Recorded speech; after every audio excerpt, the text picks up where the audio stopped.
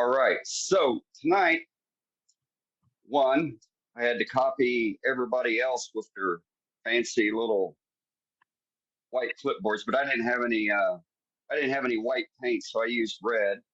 So I don't know how that's coming through, and I can't look on my camera. But can you see my Chuck? Yeah, it looks just fine, Looks Dane. good. Everything? Okay, great. So what we're going to do tonight, and this is more about what I was trying to explain last week, and it really doesn't matter what the project is, but it's about how you're cutting or you're slicing the material. And if you approach each cut with the technique that will allow you to do a final cut, if you do every cut when it matters as a final cut, or that one last dreaded cut that everybody fears until you get over that hump. When you do it each successive time, when you're milling your blank, making your bowl, making your box, whatever type of vessel it is, then you're never going to fear that, well, I just got one more pass and I'm done. And so that's what I want to demonstrate by doing a basic pen blank, pen barrel. And we're going to do it with brass. And we don't have to have the brass adhered to the barrel. So you can literally just make these with one piece of brass. And literally, you can make them without the brass.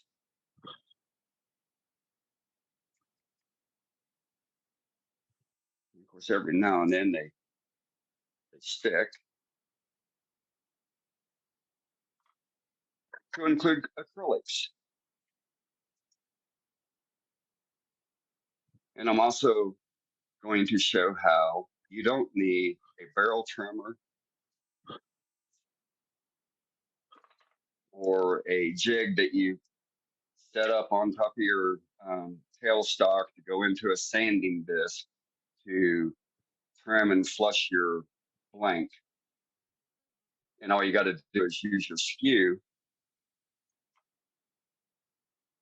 to flush each side.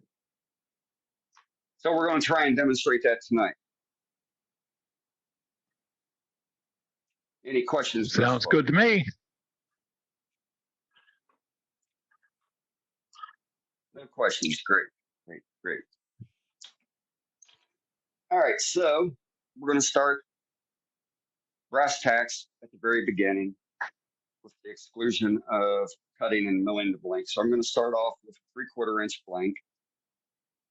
And we're going to be doing a basic Wall Street, AKA Sierra Monarch style pen blank. And so, and again, I can't see because the important part of my camera is blocked by the tripod apparatus. You're okay, right so there over the decal. You're doing great. Right on. And so I've got my blank cut where I've probably got a strong 32nd on the right hand side and a super strong 32nd of an inch on the left hand side. So about a millimeter and a half. All right. And because I quickly cut these blanks, I just want to make a smaller square on the inside so I can more easily find my center. And so I'm just going to overhang my pencil on my finger. I'm going to use my fingertip as a fence. And I'm just going to make a smaller box on the interior here so that I can find the center more easily. And I guess you can do both sides because some lathes don't have a quill, don't have the quill travel to allow you to drill completely through. So you just do the same thing on both sides. Then you come in with your center marker And all I do is I just come up through the center to the point where I know where that hypotenuse is. This is how we were talking about sandwich geometry. So we're talking about a square, b square equals c square. And that's as long as I'm going to talk about it. Then you come in and boom, now you got your center.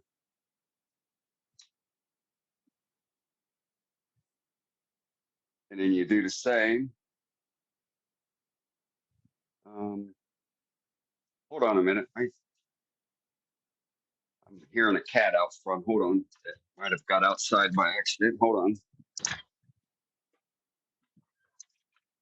Kitty, kitty. Oh, it's not my cat. Wow. Sorry. Always trip out about cats getting out.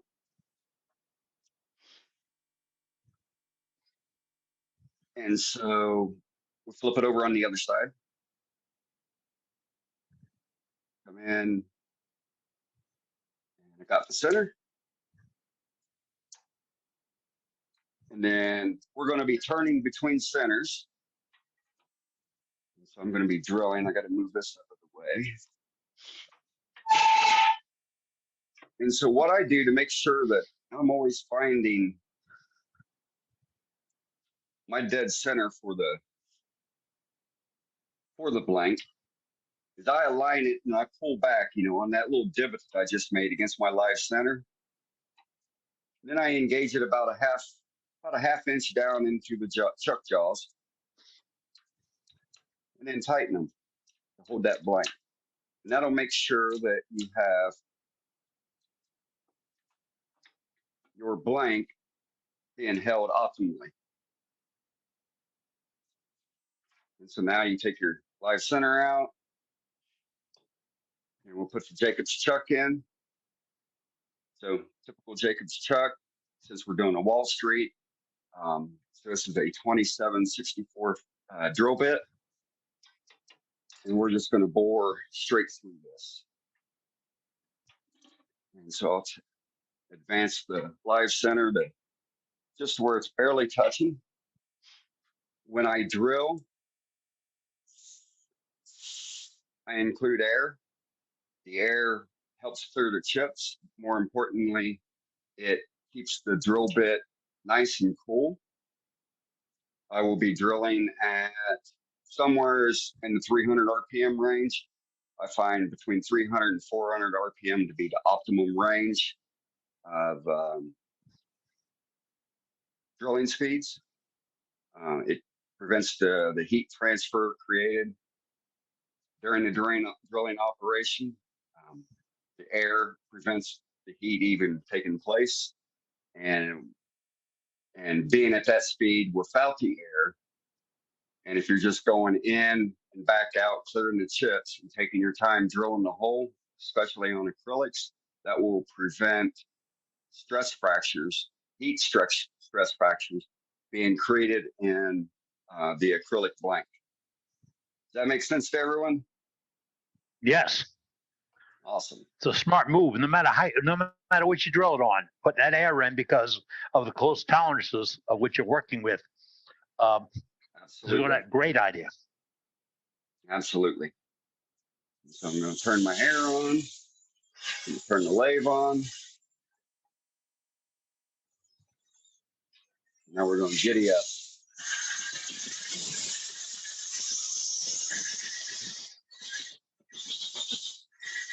So drill about 1/4 of an inch, I back it back out.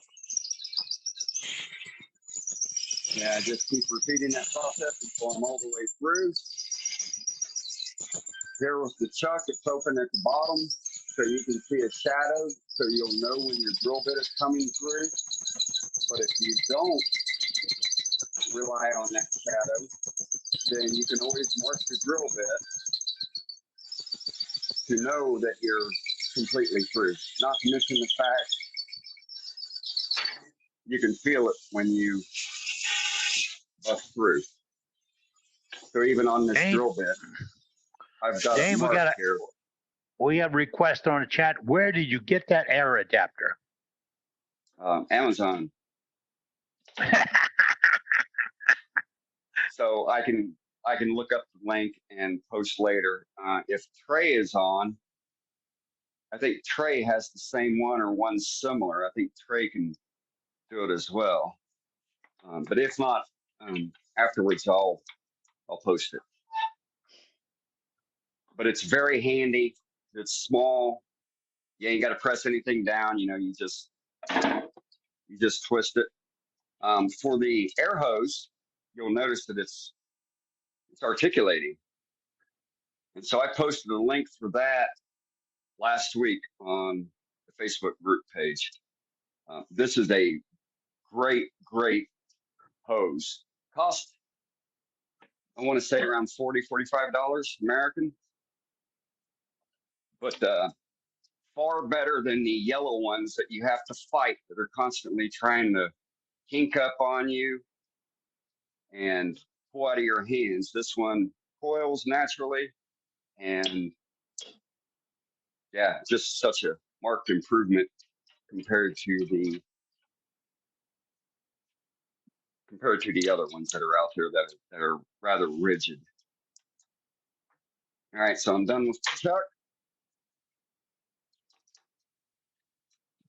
For those that have problems getting your chuck off, you don't need a special chuck key that goes into the tighteners. All you got to do is open your chuck up a little bit, have them at the base of the jaws, engage the spindle lock, and with your chuck key, you can loosen it.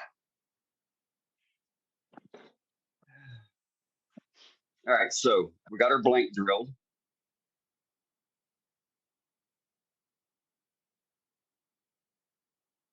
And so now we're going to mount that between centers. So I've got a 60 degree dead center. That's going to go into the headstock. I always blow. Let me eject you. Turners, novice turners, watch this. This is unique. And so I always blow my Morse tapers out whenever I have the opportunity, removing a chuck or a dead center or live center. Always blow them out. Same with the live center. Every now and then you can get dust in there, and it will affect how your Morse taper fits. And you also just run your hand over it to clean them off, make sure. And so now we're going to mount.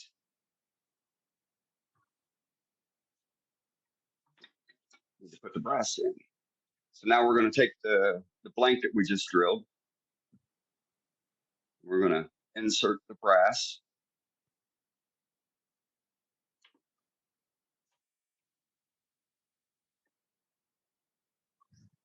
And then what I was saying last week as well, going between centers, doing a blank like this, it does not have to be cranked down with all of God's almighty. It just needs to be like that of an oil filter or the jar of mayonnaise or pickles in your fridge. Just got to be hand tight. And you'll work on that. You'll get the feel of it after you do a few of them.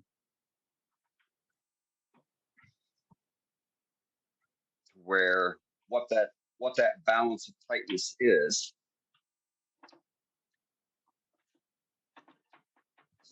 Advance my quill out a little bit here.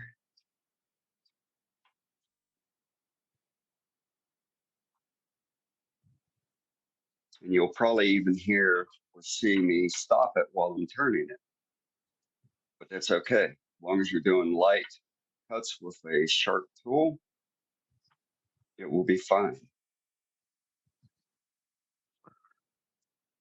So turn everything, make sure everything you got everything locked down. Nothing's loose, nothing's in the way, and nothing's hitting. And should be okay.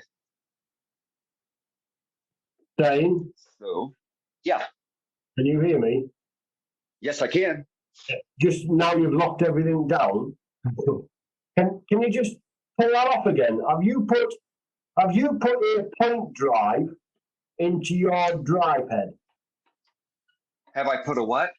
Have you put a point in your drive head? there's no actual drive on it. It's purely just a point. So it becomes a friction drive. Yeah, it's literally just a 60-degree dead Yeah. center. That's Yep, exactly just like what you did. That's exactly what I stopped you there for, because some Yes, people sir. might have missed that, and I just wanted to make sure, just to let everybody know why you've used something like that. Because what you've got is dead center of that hole now. Whatever size that hole is, whether it is 7 mil, 10 mil, 15 mil, 20 mil, or whatever, it will slide on there and that will sit dead central. You're the first man I've actually seen to use one of these other than me. Mine's in my lathe at the moment. Okay, got it. Yeah, I see. Yeah, so they're both 60 degrees. Yeah. Yep. So you're actually friction driving it. It is totally friction. Yeah, you haven't got you haven't got a drive on. For anybody who hasn't got one of them points or hasn't been able to get one of them points, you could make one out of timber. I made a 2-morse taper with a point out of hardwood, which does kind of the same thing, but you do risk the burning of the timber. Right. Thanks, Dane. I just wanted to clear that up. Yes. I noticed once you'd put it in there, I thought he has not got a drive on there. What he's got is a cone. Yep, exactly. Okay. Good segue on that. I appreciate it. All right, so we got the blank back in. And so what we're going to use to turn with tonight, we're going to use, and then just for roughing purposes, I'm going to use my 1-inch skew just to hog off the material, take it down, maybe do a few planing cuts with it. And then I'll final turn it with my 1/2-inch skew. And then at that time, once we get close, I'll talk about the importance of having that final hone done on it, done outside of using a diamond card. And then for trimming and flushing the side of the blank, I am going to use my oval skew to trim the excess wood down to the brass on both sides.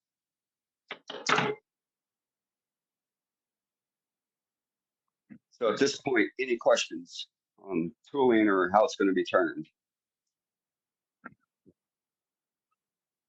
Okay, we're going to proceed with the demonstration. Sounds good. Dane, as you said, and you and Martin was speaking a moment ago about that dead center, littlemachineshop.com,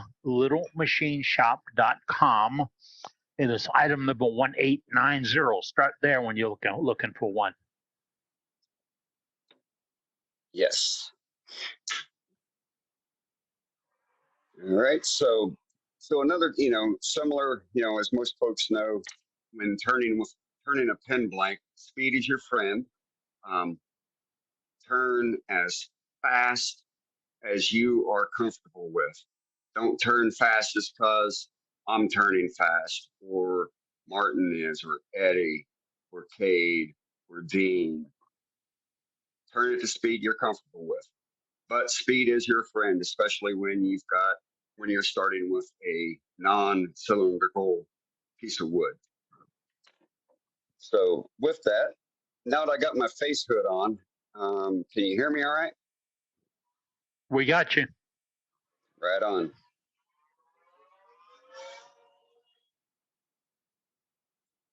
And so I'm going to be going at about 27 to 2900. And all I'm going to do is present my skew to the wood and then raise the handle, finding that bevel.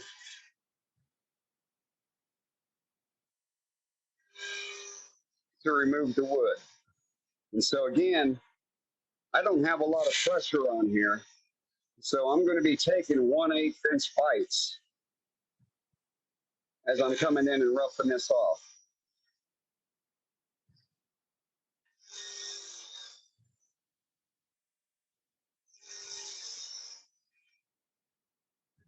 And then just following it up with a simple scraping cut.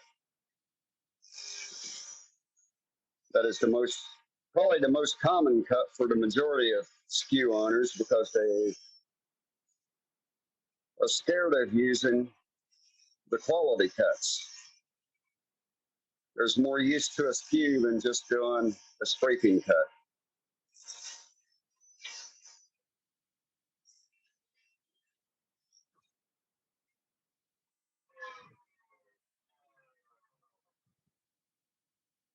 And look at that, lost part of my blank.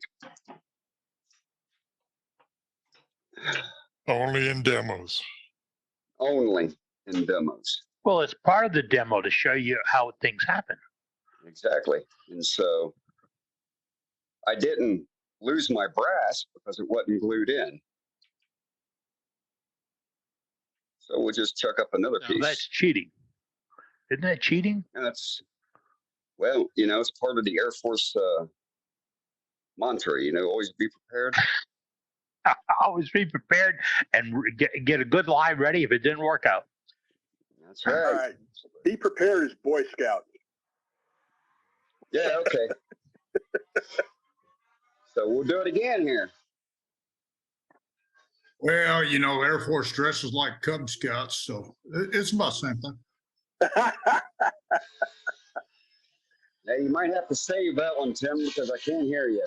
I can hear your voice, but I can't hear what you're saying. Don't worry, we don't want Tim to save that one. It's okay.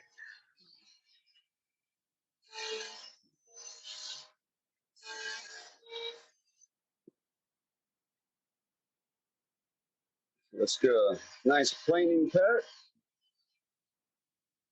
Look at the ribbons. Look at the ribbons. And so this At is least- the opportunity for you to practice holding your skew at that desired 35 to 45 degree angle. It's going to allow you to work on getting those super fine shavings. And keep in mind, this is not being held together very well. It's just a slight friction fit.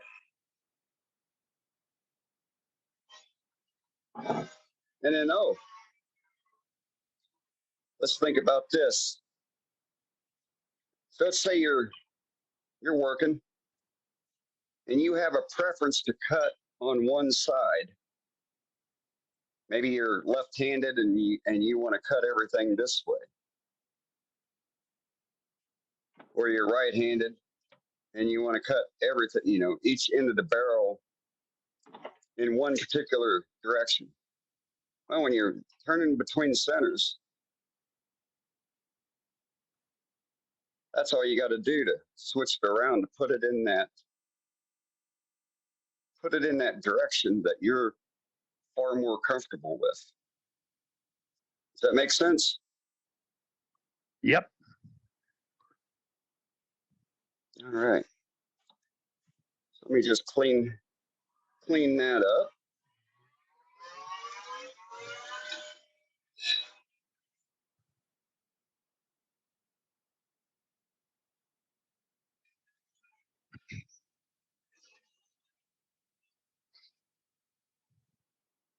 And so this is a piece of mesquite, Chilean mesquite, to be exact.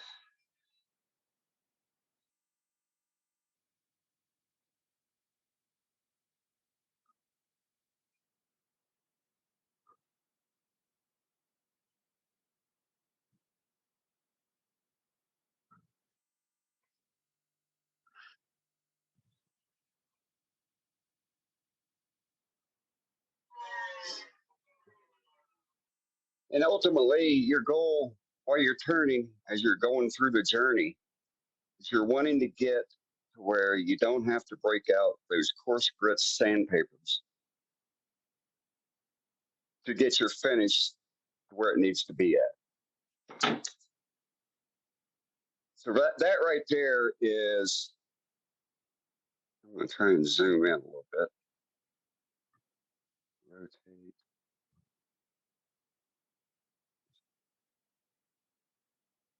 How's that looking for a view? You see the sheen. Right on. Now, Jim asked, why are you doing this?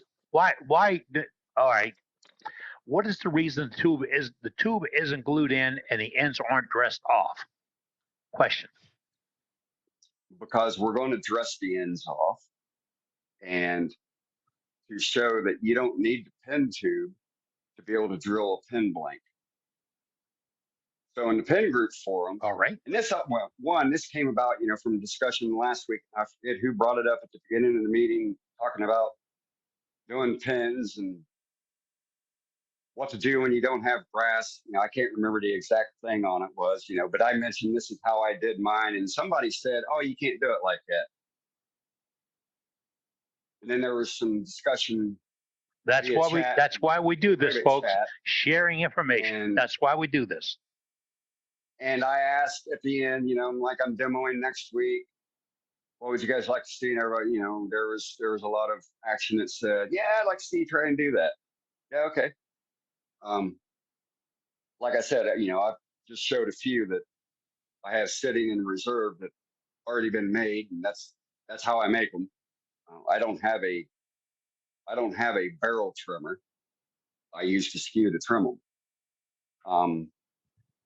But more importantly, what I want to try and get out of it to portray across is, if you do your cuts as a last cut each time you're cutting, then you're not going to be making tool marks and ridges that have to be sanded out once you get all the way down, where you have to start with coarse grit sandpaper and then work your way through to the finer grits.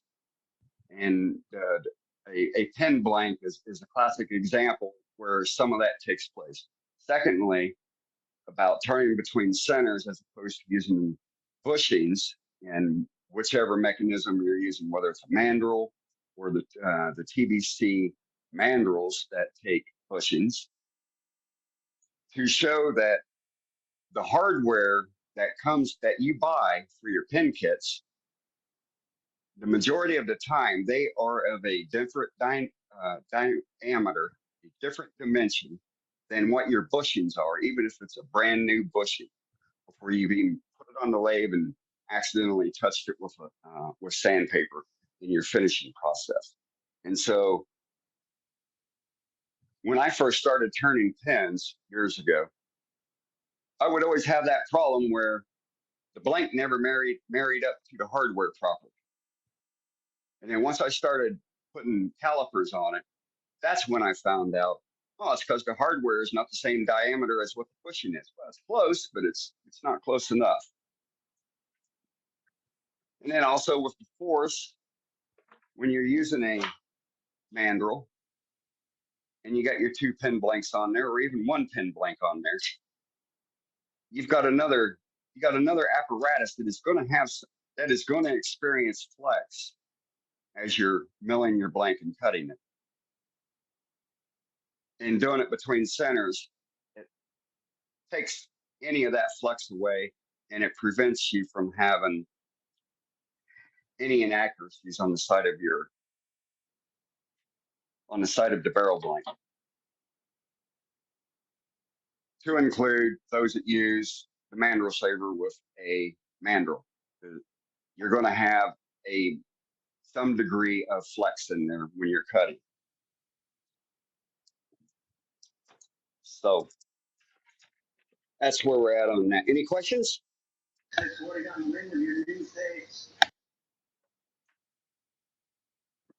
I couldn't hear you. Somebody's got a question. Unmute yourself and go ahead and ask. Dane, how do you know how far down to turn the blank? Well, I'm gonna show that. Oh, okay. Yeah. And so right now, well, even as as a pin turner, you kind of know how far down to turn it. But I'm going to use calipers based on the hardware of those specific dimensions. So this is a piece of Wall Street hardware, and I'm going to turn to those specific dimensions, for each side where it's going to go on. And so while I'm stopped, let's just go ahead and do that. And so we'll call the right-hand side the cat side for the pin, and we'll call the left-hand side here the ink barrel side. And so got my calipers. So I got it in millimeters, zeroed out. And then on a Wall Street or a Monarch or a Sierra, you're going to measure where that double bead is for that diameter.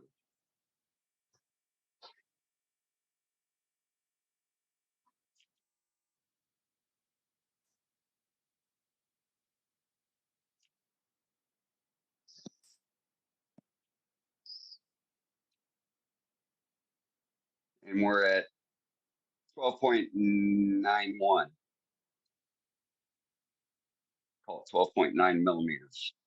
So that's what that dimension is for the cap. Now,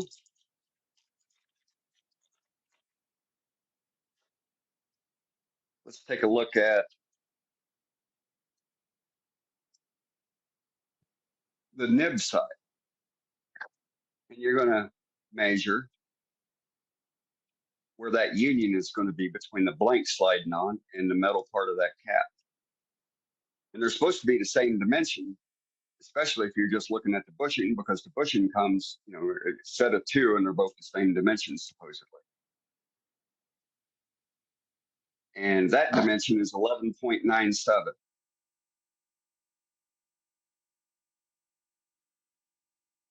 So does that make sense why you want to turn according to the hardware as opposed to turning towards what the bushing is? Yeah, Because yeah, you don't know you're gonna have hardware that doesn't marry up correctly until you've already put it together. You know what I mean? yeah. And you can sand down bushings. You can. Yes, you sure can. But this is straight from the bag. This is a brand new kit. Yeah. And they should both be correct. They should be the same dimension, within, 0.005 of an inch, right? You would expect that.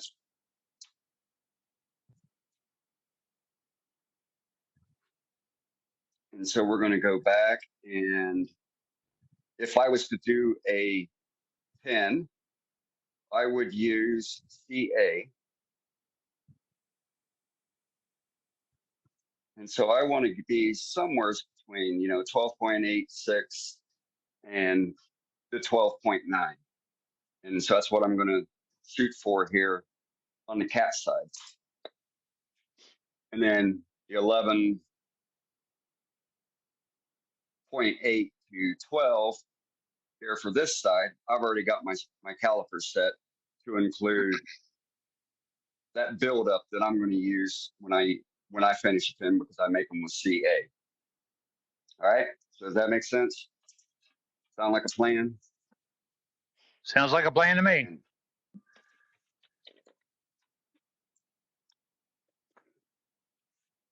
And so we can tell here, I've turned, I'm about probably 3/4 of the way to the diameter that I need to have on this side, or the nib side. And I'm about 3/4 of the way for the pin cap side. So now,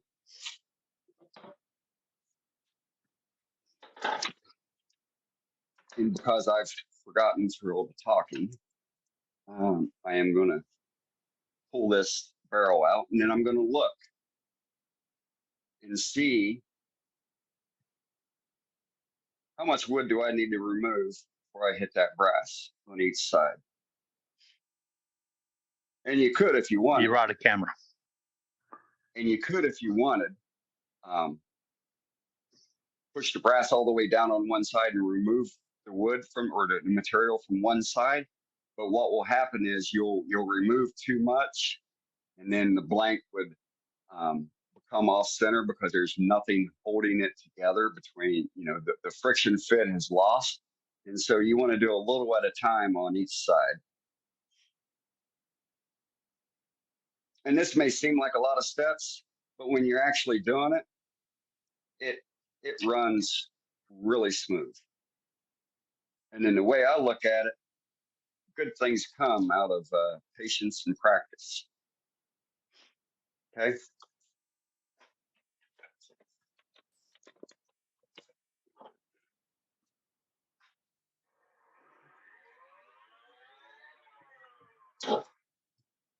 And so essentially on this side here, I got about that much I need to take off and about that much on that side.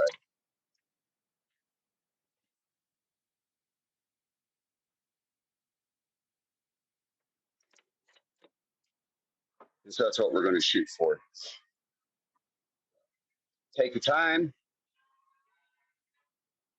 stop, pull it out, look at it. That's the beauty of going between centers, because you have that ability to be able to stop, unchuck, look at it, and throw it back between centers again and not lose anything through your consent to do. And so all we're going to do is come in with the skew, handle down, and raise the tool handle to make that cut.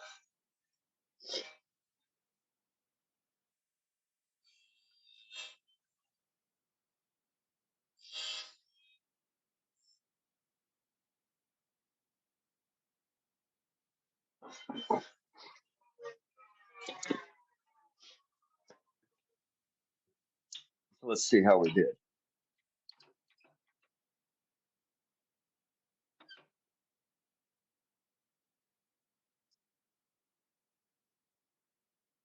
Pretty close.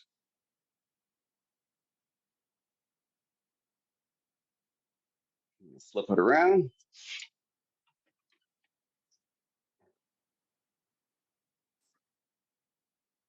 Do the other side, because I've got more room on this side of my tool rest as opposed to being over here on this side, because I'm right-handed and I'm more comfortable turning and using the tool with my right hand.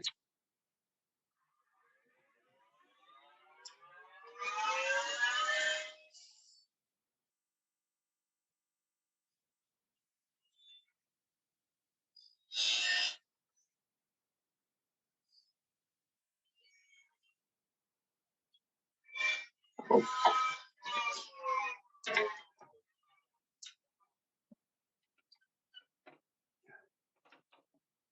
so got a little bit more.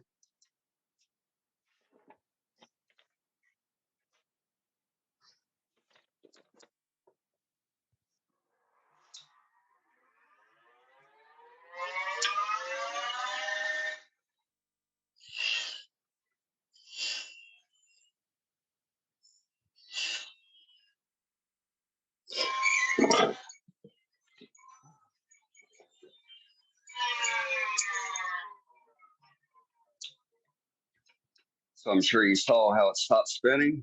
That's because the friction support was lost from the wood coming off.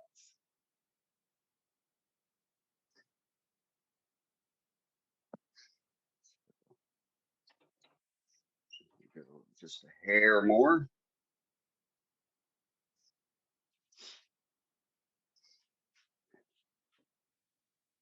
And then so you can see, it's not on there that tight.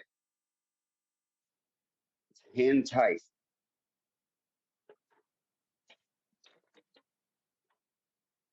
And this allows you to be able to turn a pin blank without having the actual brass available.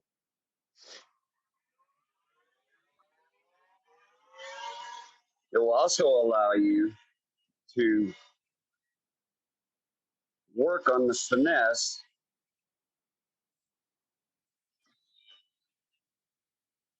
of other type of turnings,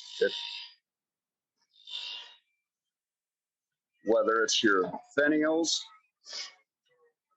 or any other delicate work. So here we are.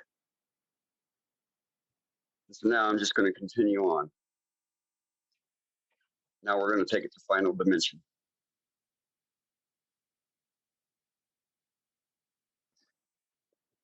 And then with that, I'm going to use my 1/2 inch skew. And once we get down so far, once I'm ready to do the final couple passes, I will take and touch that up on my grinder. I have a 600 CBN wheel. It's just a matter of touching it on both sides. You can do the same with a 120 oxide, but getting that final fresh edge on your skew will allow you to get that super crisp finish over and above using a diamond card, which for other spindle work or other turnings, typically I would use my diamond card to refresh an edge and put a burr on there. But on a pin blank, I'll always touch it up on the grinder.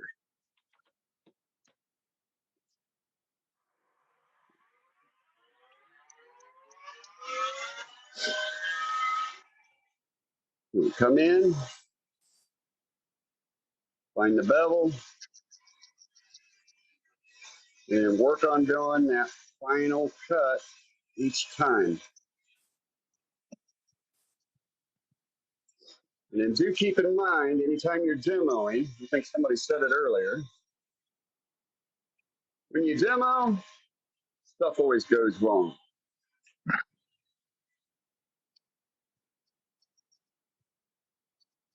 You know, it always doesn't go right in your shop anyway.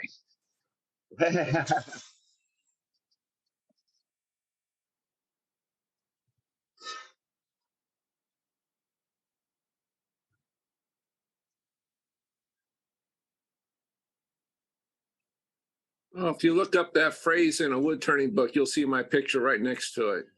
Really? There you go. We must be partners.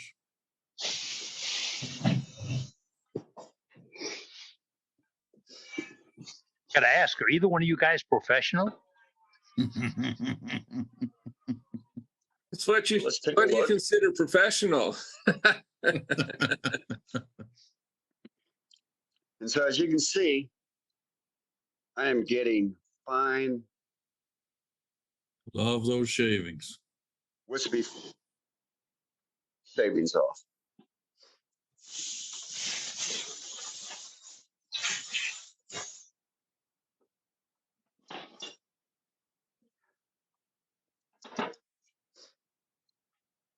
So we're close, about halfway there.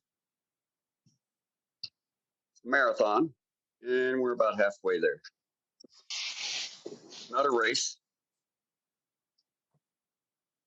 And I still got you zoomed in, so you can still see that finish straight off the tool. I was going to ask you what kind of polish you used on that, Dane. Yeah, right. And it's not like I'm burnishing it with the tool because it's way too thin to be able to do that. It's not being. It's just a simple friction fit there. That's So awesome. you can't do a burnish. Let's go a little bit more.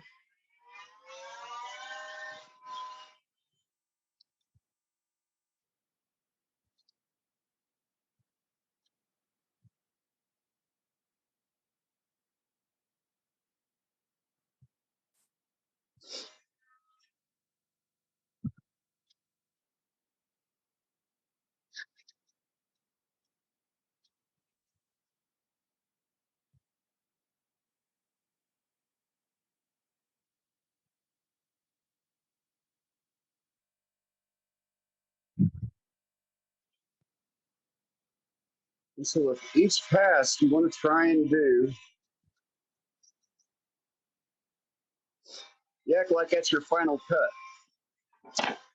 And if you keep telling yourself, I'm doing this as a final cut, I'm doing this as a final cut, and eventually it will get into your mechanics that it is being a final cut, whether it's your first cut or your last cut. And that's going to build your confidence of not having to worry about doing that final cut. So there I am. There's that dimension. And there I am. There's that dimension.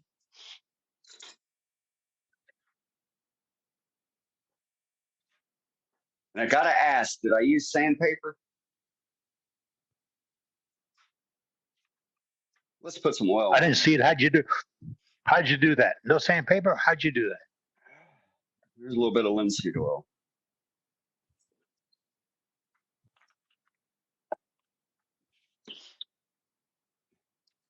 And so I actually got through it with less iterations on the skew to where I didn't have to go sharp. But that's also akin to the tool material.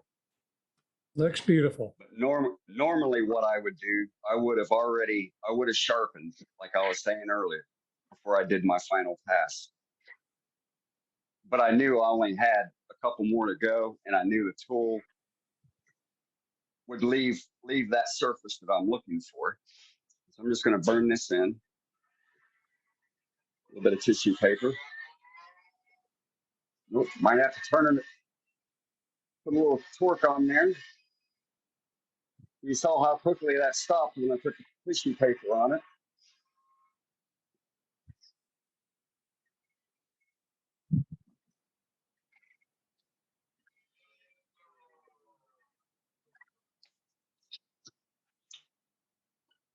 All right, and that's just linseed oil.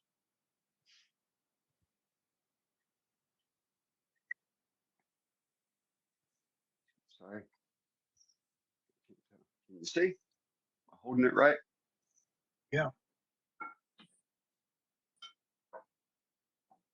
Absolutely perfect. Beautiful job, Dane. Thank you. Now, Dane, do you ever glue that tube to the actual wood, or do you always leave them separate? Typically when I do pins, it's because I received a commission order, and I will turn all the barrels off of one barrel or one piece of brass, and then I will glue them up after the fact. Okay.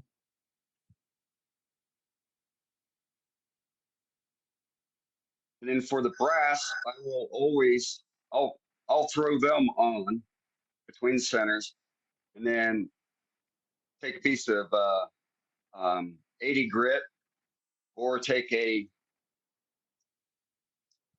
box cutting razor blade.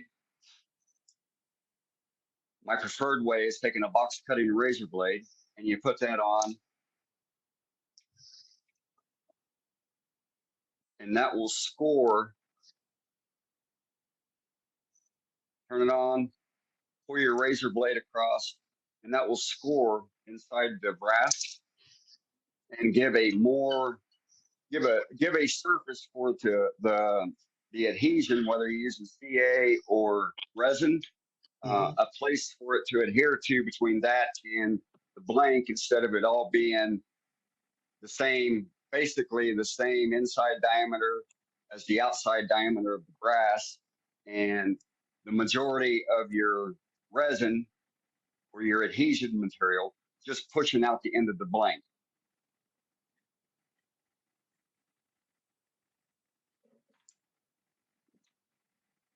But that's how I trim. That's how I do a pin blank, and that is how I flush the hardware to make sure it's gonna be planar to the hardware itself, and there's not going to be any outer round.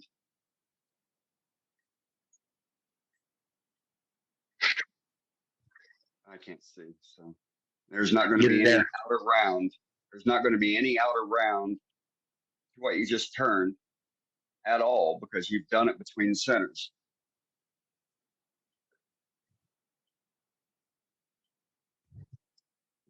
Doggone it. Forgot to put her logo back in there. And so there we have it. That's how I do it. Okay, let's hear the pros and cons, folks. I got a whole bunch of pros. Go ahead with whatever you have. That was a great demo, Dane. Like I said, it was quite surprising of me to see that point drive, and I've just had a look. I've actually put the link into the chat there, Eddie, because I've just had a look at that drive, and I think it's $6.80. Yep, 680. And it's titanium. Yeah, It'll they're be not much. Mine's titanium. The cone portion is titanium on both of them, so I'm not sure which one it is, but it wasn't. It was definitely less than $20 10 years ago when I purchased it. that one that's in the chat will be the best Okay. $6 most of you ever spend. Absolutely. You would spend more than that on sandpaper, and that point center will center everything that you've pre-drilled. So anything that goes on my lathe, I always pre-drill, and 9 times out of 10, that point center centers the piece for me. Correct. And that's why absolutely. I am a very high proponent. If you can do it between centers, do it between centers. To include, and I'm not saying you're going to turn the whole bowl that way, but when you're roughing out your bowl and you're getting that outside shape of the bowl, it is mounted between centers. You're not doing the bowl inside.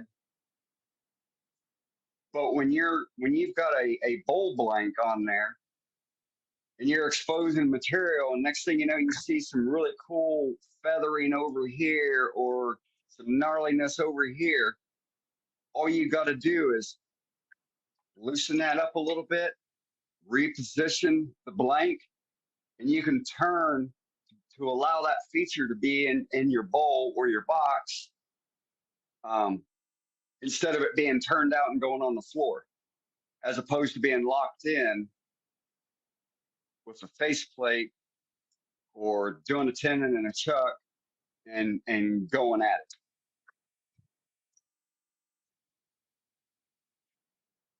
It's a good point. And turning between, let me get this right. Turning between centers for some newer turners or rookie turners, if you got a catch, what happens?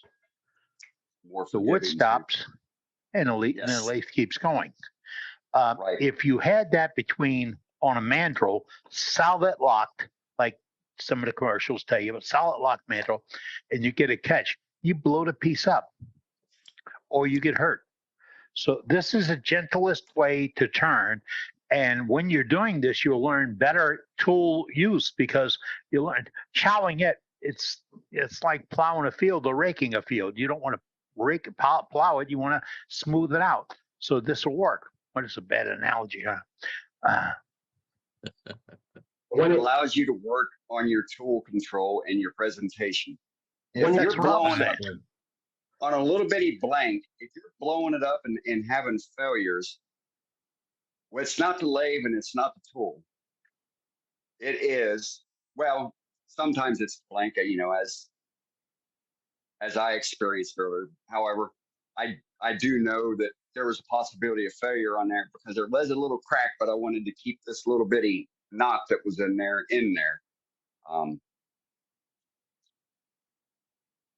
But like we were saying earlier at the beginning of the meeting, if you're just taking your tool and you're plowing straight in, and it doesn't matter if you're using a piece of carbide tool or if you're using the gouge and you're just going straight in, you're asking for a failure. You may get away with it on 10, 20, or 100 of them, but it's going to happen. On a friction drive like that, Dane, you get a lot more tool control because if you plunge hard at it, you're going to stop that timber. It's not going to turn. And as soon as it starts spinning, you're going to have to tighten your tailstock up, and what will end up happening is you'll split the timber depending on what you're turning. So by putting it on a friction drive like that, there's a lot more skill involved in turning it. Right. You'll get a lot more tool control from it. I disagree. It goes wrong at this side of the pond as well, you know. Right? Yes. Any other questions or comments, please? Yeah, Dane, I have a question. What adhesive do you like to use? Typically either CA or some. If I'm doing a bunch of them, I'll do 5-minute epoxy. You know, if I've got more than 5 to make, then I'll make up a batch of epoxy. But beyond that, it's typically, you know, a tight bond medium CA. Okay, thank you. One last question. Do you tend to flare the tube using the two No. ends? No, and so that's, you know, so that was part of the discussion last week. Provided you're not going too tight, you know, between centers, you're not going to flare it out. As long as you can move that blank with your hand after you've, you know, tightened it down, you're not going to flare it.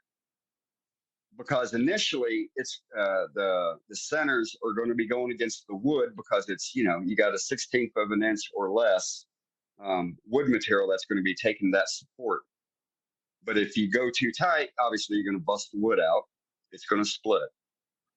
And then if you go too tight once you trim the wood, and then now you're resting against the brass, and if you go too tight, yeah, you're gonna flare it out. But again, this is all about finessing it. It's a friction fit. It doesn't have to be held on with all of God's power. You know what I mean? Okay, sounds good. I'll give that a try. Okay, good luck.